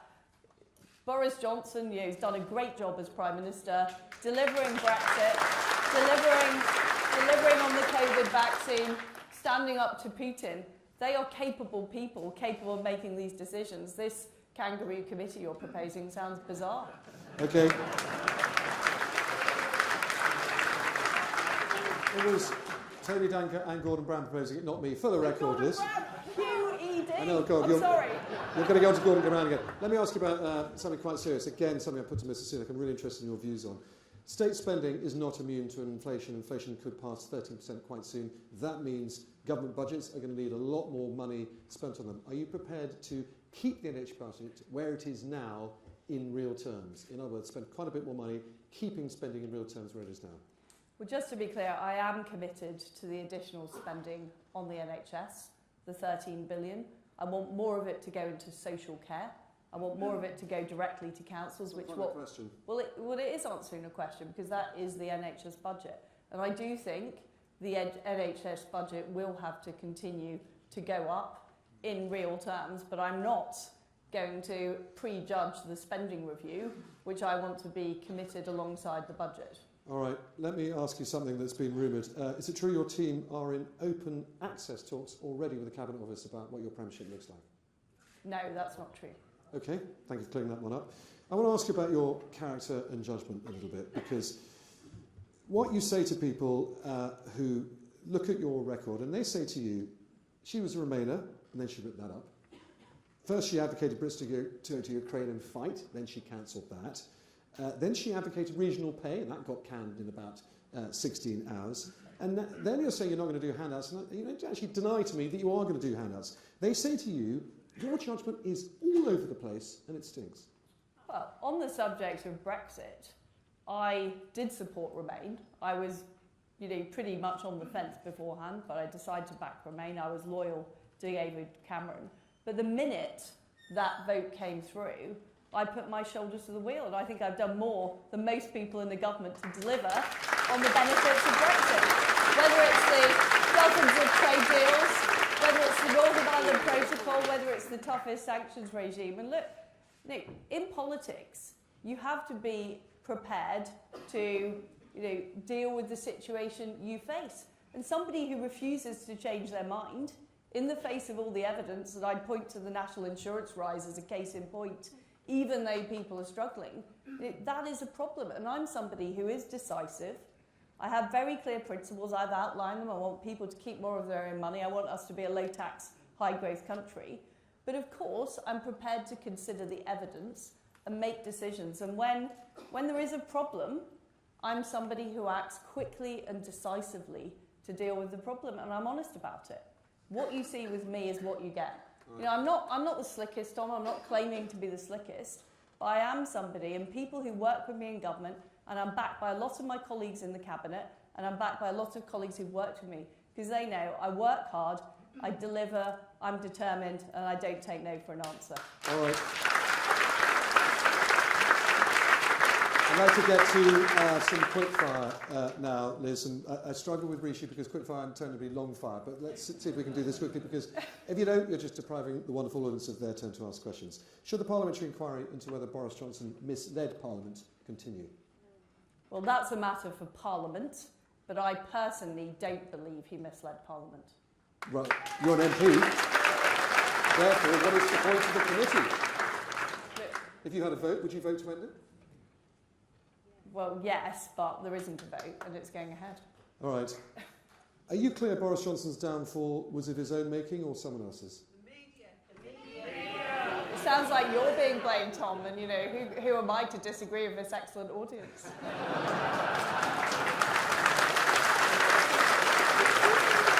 I think we were always going to get a cat now. Just to be clear, Boris Johnson's downfall was the media's fault. That's your real view, is it? Not the audience's view. Not the audience's view, that's your view. As I said, I was one of Boris's first backers. I was his first cabinet backer. I was a loyal cabinet minister. I continue to serve as Foreign Secretary because I believe it's a very important job, and I would be wrong to leave my post. But what is done? I mean, what is done, and we are where we are. Right. You avoided getting into the nitty-gritty of that one. Next quickfire. Would you follow through on Nadine Dorris's peerage if that's what the outgoing Prime Minister allowed? I'm not answering questions about hypotheticals, Tom. Okay, I'll put you on the fence on that one then still. Here's an easier one. Will you reinstate Northern Powerhouse Rail, which the government has? Yes, and it will go to Bradford as well, I can tell you. Okay, it's another big spending commitment. You put that one on the Never Never as well? Tom, what I am about is making sure the economy grows by unleashing enterprise and opportunity, keeping taxes low, getting rid of those EU laws that are holding our country back. And that's what I will do. Okay. I believe in Britain, unlike some of the media who choose to talk our country down. For the record, that's the third time you've attacked the media, a lot of which supports your campaign. But anyway, we can talk about that one later maybe. Here's an easy one for you. Here's an easy one. I'm sorry, it's not going Are you looking forward to a second Donald Trump presidency? I think it's pretty unwise to comment on elections in other countries, particularly when you're Foreign Secretary. Would you like to see him run? As I say, it's very unwise to comment on elections in other countries. All right. I'm not going to be drawn on that one. The one thing you've done. If you ask me the easier yes or no question, I'll answer it. No, this is a really easy one. What's the one thing you've done in government that you most regret?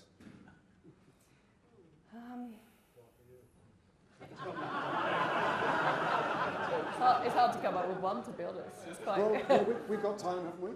Well, I do hugely regret that the government went ahead with the national insurance rise against what was in our manifesto, and I spoke out against it at the time. If you lose this campaign and Rishi Sunak asks you to serve in a Sunak cabinet, will you? Look, what I care about is our country, and I'm prepared to do whatever job to serve our country is required of me. What I don't understand is, because Rishi Sunak said he'd serve in your cabinet as well, you have diametrically opposed views on the economy, how to get us out of the trouble we're in, and how to help people pay bills. How on earth can you two go on the radio, or the television, or indeed talk TV, and defend each other's economic policies? Well, I might have differences with Rishi Sunak, but I prefer him to Sir Keir Starmer. It would be absolutely terrible for our country. All right, final question. I'll ask this of Rishi Sunak too. Your predecessor's personal failings is one of the reasons why we're all here. Is there anything you've done in your past life that could one day come back to embarrass the government that you lead, or is every Prime Minister entitled to a private life? Well, I have no skeletons in my closet, Tom. I think everything there is to be known about me is known about me, and we've mentioned a lot of it already in this interview. We could go on for longer, but that's a no. That's a no. Well, what was the first question? There are no skeletons in my closet. Right. There is nothing that is not known about me in the public domain. Okay, let's open this up to the audience. And who'd like to go? So we'll start in what aren't the cheap seats, but are down there first.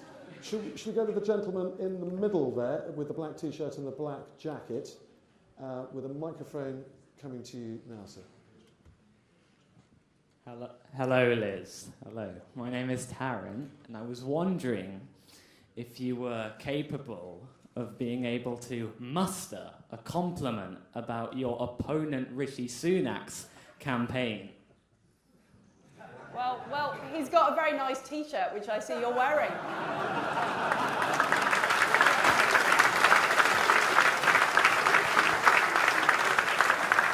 Okay, let's have a question from further back in the stalls. If we can get the microphone up there. How about the gentleman who appears to have, well, you've all got blue wristbands on, that's going to help. White shirt, very high hand, dark hair, lifting from your seat now, that gentleman there. If you can pass the microphone to that gentleman, thank you. Thank you very much. My name's Richard. Liz, like yourself, a border-bred Yorkshire person, man, woman, and... I think you're a man. Very much like yourself, conservative, from a conservative pedigree, that I am a proud Conservative voter, came from a working class background, went to a comprehensive school, saw an opportunity to join the British Army, served my country loyally for 26 years, retired. Thank you.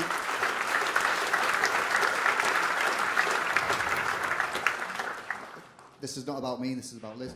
And subsequently done very well as a veteran. And my question is about benefits. Strange question.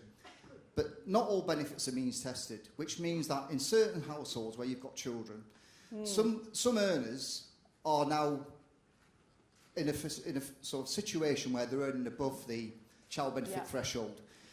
But the means salary for that household could potentially result with two earners earning potentially £35,000–40,000 a year, significantly more than what I earn, but yet that family is still entitled to child benefits. So can we address how benefits are applied to working families?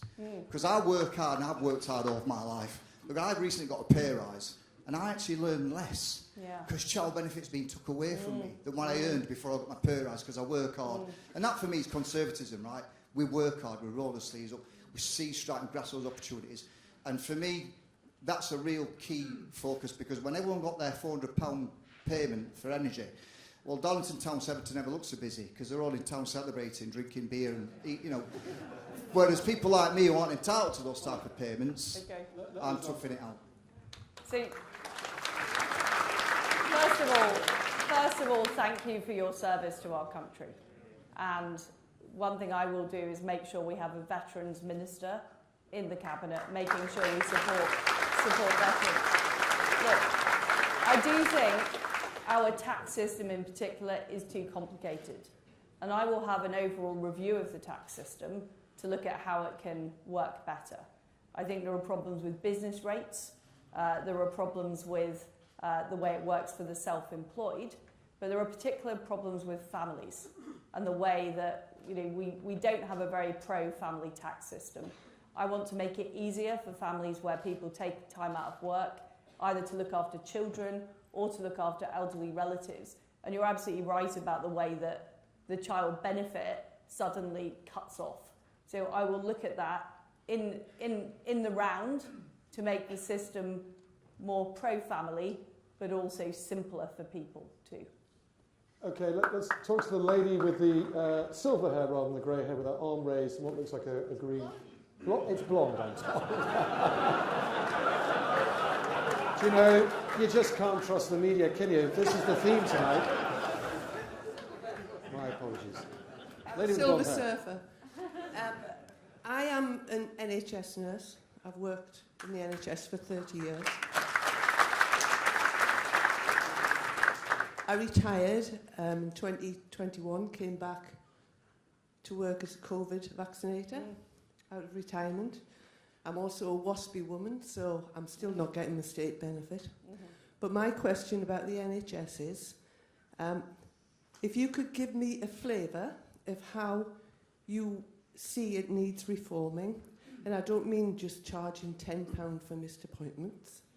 I mean, how will you change the groupthink of NHS management?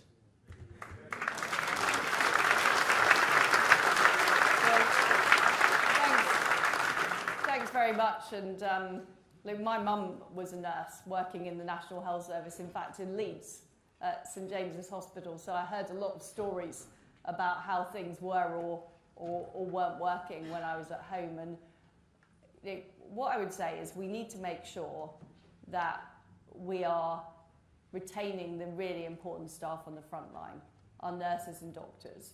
And I hear too many stories about how there are lots of layers of management in the organisation. There are a lot of central diktats that people aren't able to make decisions about what's best for patients. And I think we need more local decision making. I think we need to, people like you who did a fantastic job coming back into the National Health Service during COVID. I wonder what more we could encourage people to come back to help now that we face issues with waiting lists, issues with people not being able to get GP appointments. But fundamentally for me, the issue does seem to be about excessive bureaucracy, excessive central direction, and too many layers of management rather than allowing people on the front line to make the decisions. But,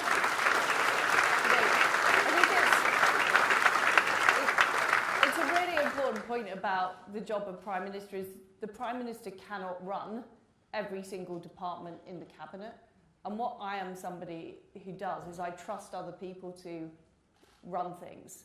And I would make sure, if selected as Prime Minister, I appoint a really good health secretary who can get on with the job, who can be trusted to deliver and will deliver those changes we need to see on the front line. Because, as you say, there are real issues, and I also want to look at the issue of GPs' pensions, because we know many GPs are leaving the profession because of the perverse issues around their pensions. So you're going to give that job to Rishi Sunak, it's been rumoured. Look, I haven't, I'm not getting ahead of myself. I'm not thinking about that at the moment, but I can assure you that it's an absolute priority. And going around the country and hearing from people, there are real issues there on the front line. Can we get the microphone to the gentleman in the blue jacket in the middle, please, who's been extremely patient and has had her for a long time. Hi there. My question to you, Liz, is 0.7% of GDP going to foreign aid. What will you do to get it back up to that? Because that was achieved under your tenure as International Development Secretary. And, we're talking now about heating homes, fuel costs and what have you. Go to Africa, they've got no homes to heat. Well, I mean, they don't need heating, but you get the gist. They've got no cars to they've got no cars to fill with fuel. In fact, they barely have dirt roads. And the only water source they've got is cholera-infested ponds 15 miles away from their home. So what will you do to get us back up to that target? Because it's very important to people living in poverty across the world. Well, thank you. I mean, what I've done at the Foreign Office, which has now got the international development budget as part of it, is I've made sure that we're sending less money to multilateral organisations like the World Bank, and instead we're spending more money on humanitarian aid, particularly helping people with the very severe issues in the Horn of Africa, helping people in Ukraine after the appalling war has left so many people without homes, without food. So what I have done is made sure that we're using the existing budget to really focus on the priority humanitarian issues rather than funding these big multilateral organisations. Okay, microphone Down here, please. Another patient lady waiting a long time with a hand up in the black top. That lady just said with the sunglasses on her head. You previously stated that you believe that a woman is a woman. Is there no circumstances in which you would regard a man as a woman or vice versa? Well,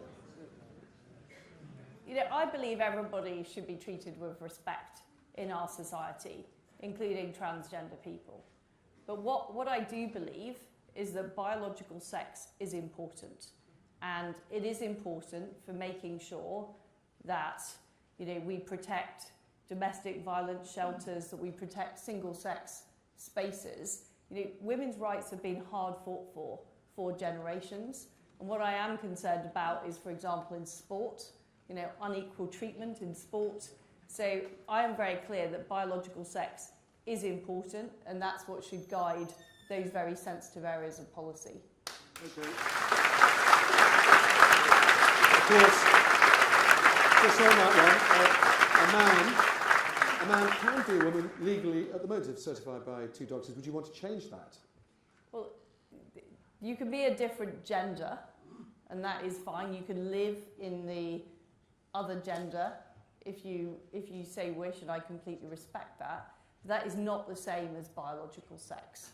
And where there are sensitive issues like domestic violence shelters, you are perfectly entitled under the Equality Act to separate people on the basis of biological sex. Okay, can we go to the lady in the pink top with her hand up? I'm not going to talk about your hair colour because I've got trouble for that, but you've got the microphone. Thank you. You've outlined some very innovative policies. How are you going to get any of them through when your government can't even get the civil service back into the office, and the civil service at the top is people entirely by Remainers?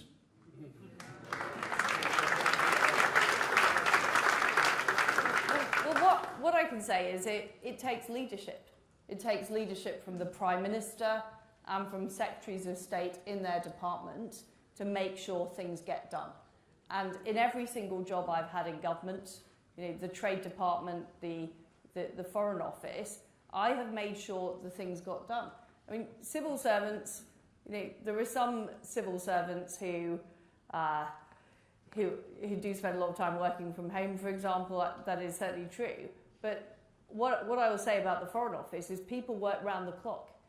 People were in every weekend after Russia invaded Ukraine, helping British citizens get out of Ukraine, helping get the new sanctions regime in place, and working extremely hard.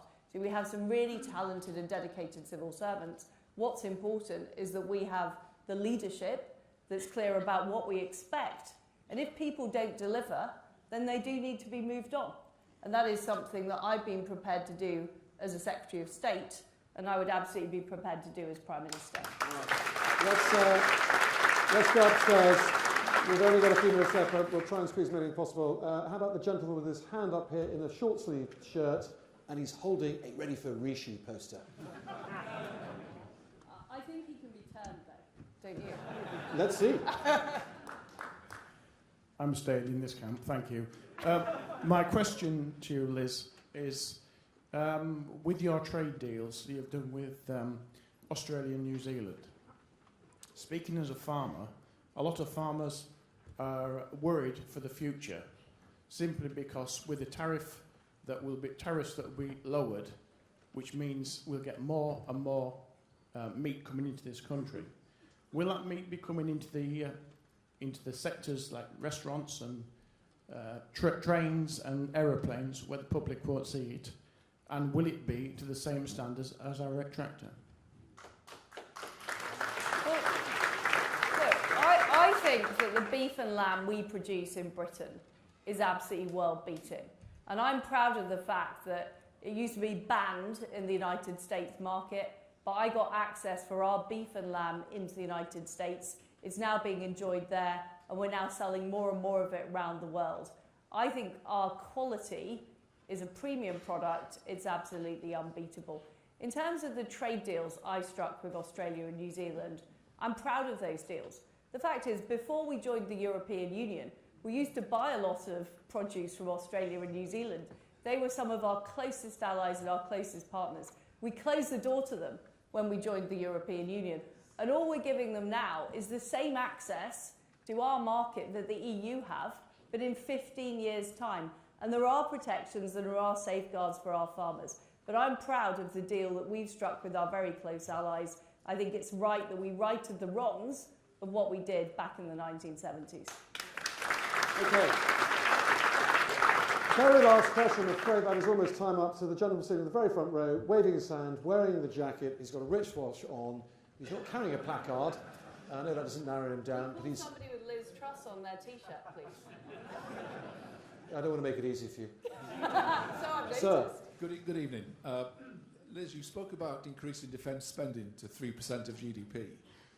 Could I therefore ask, will your government reverse its decision to cut 10,000 personnel from our armed forces by 2025, at a time when NATO has a major conflict on its border in Ukraine? Well,